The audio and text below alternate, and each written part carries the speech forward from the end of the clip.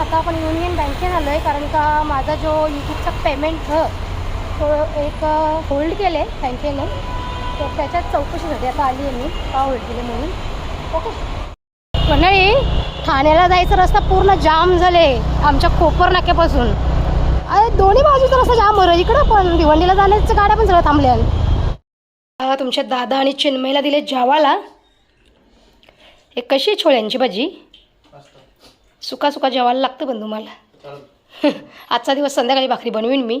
शोपीसाठी काय ती शोपीसाठी नाही, ते आता फेकाच्या याच्यावाले फेका 23/7 ही वापरायची होती, 23 तारीख आली तरी कोणतरी फेकला ना. नमस्कार, मी कविता. तुम्हा सगळ्यांचे कविता पाटील ब्लॉगमध्ये मनापासून स्वागत करते. तर आजचा दिवस तुम्हा सगळ्यांना चांगला जाऊ दे, तुमच्या मनातला सगळा चांगला इच्छा पूर्ण होते, त्या गणपती बाप्पाजवळ प्रार्थना करणे छानशी आपल्या ब्लॉगला सुरुवात केलेली आहे. ओके, तर आता सकाळची वेळ आहे मस्त, आणि चिन्मयाने जे गजरे आणले आहेत, तुम्ही जे कालच्या ब्लॉगमध्ये बघितले ते आता मस्त असं लावलं आहे गजरा. ओके चलो, आणि गजरा लावल्यानं तर मला असा एवढा भारी प्रसन्न वाटते माझं मन, कारण की त्या गजऱ्याला एवढा भारी सुगंध येतो ना की आपलं मन एकदम खुश होऊन जातं. ओके, आणि आता मस्त रेडी वगैरे झाले मी. बरं तर म्हणजे नाही वाटत, ताप वगैरे तर नाही येत आहे, पण सर्दी एकदम थोडी आहे, पण खोकला खूप येतो आहे मध्ये मध्ये, आणि हातपायाचे थोडे दुखतात अजून. ओके, तर चला असो, आता नुसतं जर आपण झोपून राहिलो ना काय दुखायला लागल्यावर, तर मग जास्त वाढतं असं मला तरी वाटतं. मग असं थोडं थोडं चालतं फिरतं काहीतरी काम केलं तर मग काय आपण त्या वेळेपुरतं विसरून पण जातो की बाबा माझं काहीतरी दुखतं असं म्हणून. ओके, आता चिन्मयला आता उठवले मी. ओके, तो फ्रेश वगैरे होऊन मग रेडी वगैरे होऊन कामावर जाईल. ठीक आहे, चला आता आजच्या ब्लॉगमध्ये कंटिन्यू राहा. आजच्या दिवसभरामध्ये ज्या काही होईल ते तुम्हाला मी देणार आहे, तर सगळ्यांनी ब्लॉगमध्ये कंटिन्यू राहा.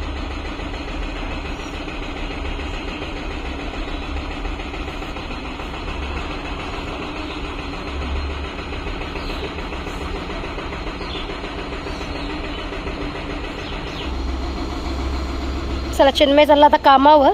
आता चिन्मय गेला कामावर, मी खाली दरवाजा लावून घेते, कारण की मी असते वर किंवा माझी टेरेसवर कामं सुरू असतात, आणि मग खाली पटकन जर काय कोण आलं तर समजत नाही. आणि दुसरी गोष्ट म्हणजे घरामध्ये साप वगैरे घुसण्याची जाम भीती आहे, त्याच्यामुळे मग मी दरवाजाची छत्री लावूनच घेते. आणि हे बघा, आपला हॉल पूर्ण रिकामा झालेला आहे. हे बघा, काहीच नाही आहे हॉलमध्ये. तिकडे पण पूर्ण म्हणजे असं जाम वाईट वाटतं मला हे सगळं बघून, पण काय करायचं. हे बघा, आपल्या घराची कशी अवस्था झाली आहे, कशी अवस्था झाली आपल्या घराची. ओसाड पडलं आहे सगळं, ओसाड. आणि हे बघा, घरामध्ये पाणी राहून किंवा घरामध्ये पाणी येऊन येऊन ओलावा मारून मारून सगळ्या घराची आपल्या वाट लागली, सगळ्या घराची. हे बघा, ओसाड पडलं आहे घर, ओसाड. आणि जेव्हा मी या सगळ्या अशा काही गोष्टी बघतो ना माझ्या घरामध्ये, तेव्हा मला जाम टेन्शन होतं, आणि त्या टेन्शनमुळेच मी आजारी पडते. म्हणजे कोणासोबत नाही अशी गोष्ट व्हावी, कोणासोबतच नाही व्हावी. आज सोन्यासारखं आम्ही घर बांधला माझ्या पोरांच्या भविष्यासाठी, किंवा पोरांना एक सावली व्हावी म्हणून आम्ही घर बांधला.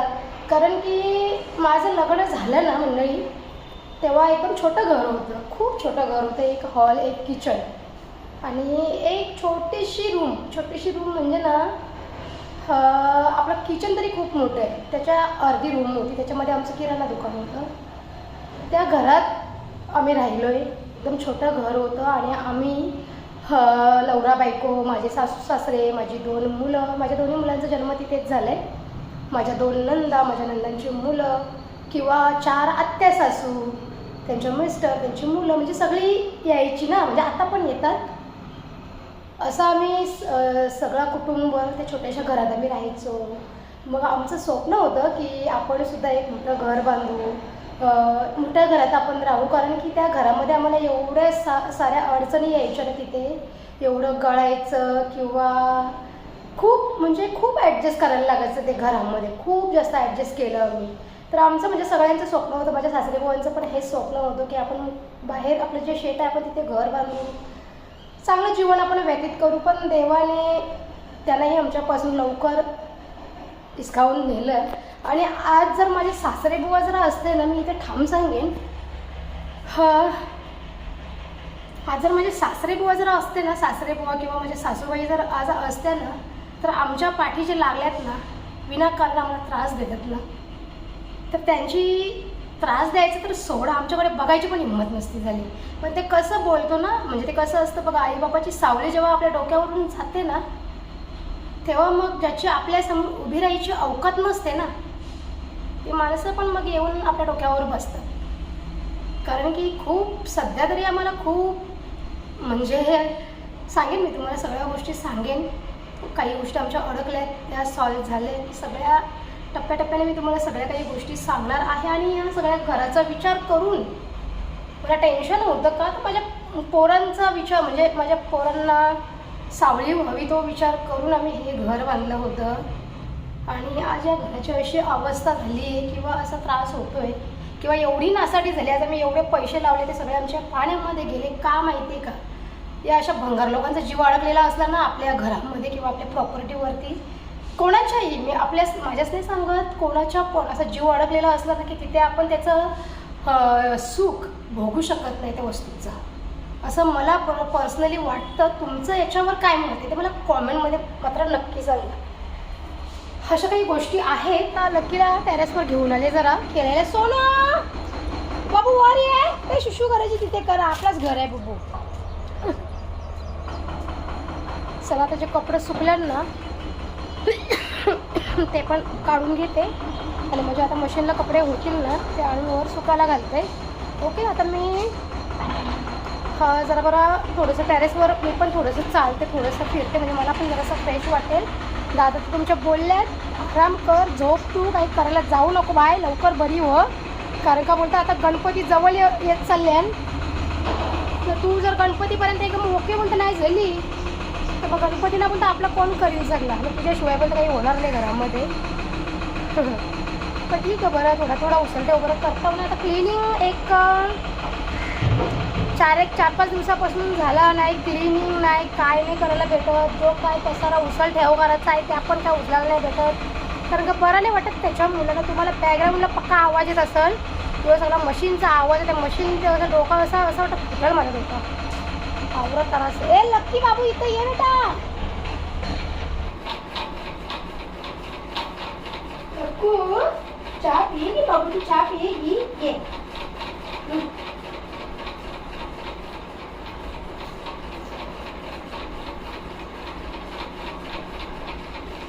चला मंडळी, आता तुमच्या दादा तर आल्यात प्लांटवरून आणि आता थोडासा खिडक्यांच्या पडद्यांचं जरासं माप घेवायचं काम चालू आहे का. तर मोहितच्या रूमला जे पडदं होतं ना ते खराब झालं जाम, जरा नवीन पडदं बसवायचं त्याच्या रूममध्ये. कारण की त्याची रूम मी अजून तुम्हाला दाखवली नाही. जशी ही रूम डॅमेज होती ना थोडी, तशीच ती रूम पण डॅमेज झाली आहे, टेरेसवरून पाणी गळून. आणि आपल्या घरामध्ये पाणी भरतं त्याचं तुम्हाला माहीतच सगळ्यांना. तर मग ते ओलावा राहून भिंतींचं पूर्ण ते रंगरंगोटीचं काम सगळं उकाड गेलेला होता. तर आता तेच करायला घेतले सगळं. बरं आपण एक रूम क्लिअर करू. मग आता कसं आहे, वरतीच राहायचं आम्हाला, आता काही खाली काही जाणार नाही राहायला. त्याच्यामुळं बरोबर एक सगळं आपण व्यवस्थित करू हळूहळू. तुमचे दादा आले तर आता मस्त चहा बनवला आहे बघा. या मस्त तुम्ही बी चहा पिवायला. आता फॅनचा आवाज येतो जाम व्हिडिओमध्ये, म्हणून उठून फॅन बंद केला. नुसता खटखट आवाज. बसू, ए सी पण बसू थोड्या दिवसामध्ये, थोड्या दिवसात नाही थोड्या महिन्यामध्ये. आता काय पावसाळ्याचे दिवस आहेत, आता आपली काही गरज नाही वाटत या रूममध्ये ए सी बसवायची. मारुती पण करू. मग तुम्हाला ब्लॉगमध्ये फॅनचा खडखड आवाज येणार नाही ब्लॉग बनवताना. कारण का कसं माहिती का, आपण इथं बसून जर बोलत असू तर गरमी खूप जास्त होतं. त्या गरमी तर होतंच, पण आपला मोबाईल पण जाम गरम होतो. त्याच्यामुळं मग मोबाईलमध्ये जी काही मी व्हिडिओ शूट करते ना, तर तिचा जो काही मी बोलते तर त्या पुढे मागे आवाज होऊन जातं गरम झाल्यावर मोबाईल. त्याच्यामुळे करू हळूहळू सगळं. आपल्याला कष्टाच्या जोरावरती सगळ्या काही गोष्टी करायच्यात. शून्यातून विश्व निर्माण करायला घेतले, तो करूनच रन. फक्त देवाने ठेवली पाहिजे ज्या काही गोष्टी करायच्या त्या करण्यासाठी, बस. चला असो या चहा प्यायला. आज मला एकदम बरं वाटते म्हणजे ना, हातपाय थोडं दुखताना माझं खोकला वगैरे थोडा थोडा येतो, मध्ये कप्स झाले त्याच्यामुळे. ओके चला, आता ताप वगैरे नाही आहे, ताप वगैरे येण्याच नाहीत रात्रीपासून, पण खोकला आणि हातपाय थोडे गळून पडले बस एवढंच. त्या पण मला तर हळूहळू कमी. आता का माहेरा जावाची ओढ लागली. आता मला झाले रक्षाबंधनचा दिवस केव्हा येतं ना, केव्हा एकदा माहेरा जाता, म्हणजे माहेरा गेलो म्हणजे कसं ज्या काही दुखतं खुकतं ते सगळं बरावं लगेच. सगळ्या बहीण भावंडांना बघून, आई बाबाला बघून, काका काकीला बघून, बला बघून आमच्या अशी सगळी भेटल्यावरती मग माहेरची माणसं मग कसा ज्या काही आपलं दुखणं टेन्शन ज्या काही असतं ते आपण विसरून जातो लगेच. असं काही आहे.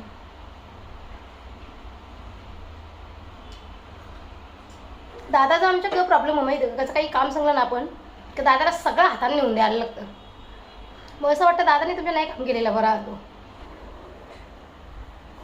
आता तुम्ही सांगाल दादा तुमचा टेप घेऊन फिरतं काही का ब्लाऊज शिवायला घेतले का? ब्लाऊज नाही शिवायला घेतला, खिडकीचा पडद्याचा हे मोजायला घेतले माप. पडदा नसत ना मोनीच्या रूमला, त्याच्या मुला त्यांना तो याचा टेप नाही भेटला, त्यांनी माझा टेप घेतले मशीनवरून काढून. चला आता मोनीची रूम पण एक क्लिअर करायची आहे, किचन राहिले क्लिअर करायचा, मग त्याच्यानंतर वर टेरेस. आता खाली तर काय म्हणजे फक्त साफसफाई आम्ही करू गणपतीला, बाकी दुसरं काय नाही करणार खाली. कारण का आपण यावर्षी गणपती पण माझा म्हणजे इच्छा का वरतीच आपण गणपती बाप्पाची मूर्ती आणू आणि मस्त विराजमान करू, अशी माझी जाम इच्छा. कारण का कसं माहिती का आता पाऊस थांबले, जाम ऊन देतं ना, नुसता गरमी होतं आता. पण गणपतीमध्ये तो असं ढिंगाणं घालील ना, गणपतीमध्ये असा तो धुडकूस लावील ना का लोकांना साफसफाई पण नाही करून देणार, सामान आणायला पण नाही जाऊन देणार न, असं वांद करून ठेवील ना. म्हणून बरं वरतीच ते आपण करू जरा, मग गणपती बाप्पाला मस्त वरतीच बरं आपल्या याच्यावर ठेवू बरं इथं. तसं माझा म्हणजे अशी माझी पण इच्छा, तुमच्या दादाची पण इच्छा, चिन्मयची पण इच्छा, पण मोनीशची इच्छा तशी नाही. मोनीश मला सांगतो मम्मी नको वरती, आपण खालच्या हॉलमध्येच आपण आपला गणपती बाप्पा ठेवू.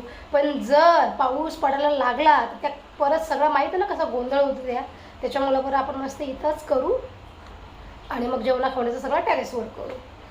अशा काही गोष्टी करायच्यात आम्हाला, तुम्हाला बघायला भेटेलच जे आपण काही होईल त्या. ओके चला आता फॅन चालू करता, कारण का मोबाईल पण जाम गरम झाले ना, मला पण पक्का घामवले ना. आता झाडलोट सगळा करून झाले, कपड्याचे मशीन एक झाले, दुसरी मशीन लावले, बेडशीट वगैरे चादरी वगैरे टाकलं धुवायला. ओके चला आता पटकन कपडा वाळत घालूनशा येतं. मंडळी ठाण्याला जायचं रस्ता पूर्ण जाम झाले आमच्या कोपर नाक्यापासून. अरे दोन्ही बाजूचा रस्ता जाम हो, इकडं पण भिवंडीला जाण्याच्या गाड्या पण सगळ्या थांबल्या. मला वाटतं आपण कॉलनीची गाडी टाकू जिन्मे आता डायरेक्ट आपल्या गावात, इकडून नाही येऊ नाही. तुला कामावर जायचं ना युनियन बँकेत ना, आम्ही ट्रॅफिकमधल्या वाट काढीत तुला बघा. चिन्मय फुटपाथला गाडी घेतली, पुढच्या कशी घेशील? किधर से लेके जाएगी भाई तू? गाडी तो इधर से रुकेगी. म्हणजे दोन्ही लाईन पूर्ण जाम झाल्या, पूर्ण जाम. चिन्मयने गाडी कुठे लावली? तर आपण युनियन बँकेत आलो आहे, कारण का माझा जो यूट्यूबचा पेमेंट तो एक होल्ड केले बँकेने, तर त्याच्यात चौकशीसाठी आता आली आहे मी का होल्ड केले म्हणून.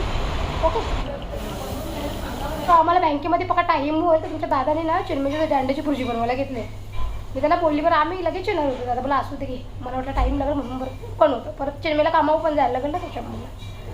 तर जे आता काय प्रोसेस करायची होती ना बँकेमध्ये ते सगळं केलं आहे मी. कधी आता माझ्या अकाउंटला पेमेंट सेंड होत होते. ओके ते पण माहिती पण नव्हतं, मी तेच करते किती दिवसापासून. कारण की यूट्यूब स्टुडिओवरती तर दाखवतं पेमेंट तुमचं सेंड झालं आहे म्हणून. एक 4-5 दिवस झाले मेसेज येतोय तुमचं पेमेंट सेंड झालंय. काय ती शॉपीसाठी नाही, ते आता फेकाच्या याच्यावाले फेकायचं 23/7 ही वापरायची होती, महिन्याची 23 तारीख आली तरी कोण तरी फिरला नाही. अरे ते फ्रीजर मध्ये अशीच होती, ती कधी आणली? ती गेल्या महिन्यात आणली ती. मला पाणी बी आज जगतचं बाबा सुका. मग आता भाकरी नाही बनवले ना राजा, तुला पण माहित आहे मम्मीची तब्येत बरी नाही. जेव्हा आता आजचा दिवस संध्याकाळी भाकरी करीन मी. हा चला आता मी जरा नंतर जेवीन, कारण का चहामध्ये बिस्किटं पण खाल्ल्यात. आणि दुसरं आता आम्ही बँकेच्या येताना चिन्मयने मोसंबीचा ज्यूस पण घेतला. नको बोलली त्याला, नको घेऊ. बरं बिस्किटं खाल्ल्यात चहामध्ये, सांगते नाही असू दे घे. आणि तो पूर्ण ग्लास भरून मी पिलाय. तर आता मला भूक पण नाही, जेवायची काही गरज पण नाही वाटत मला. आणि आता एक डोसा आहे गोळ्यांचा खायचा, तो खाऊन घेते.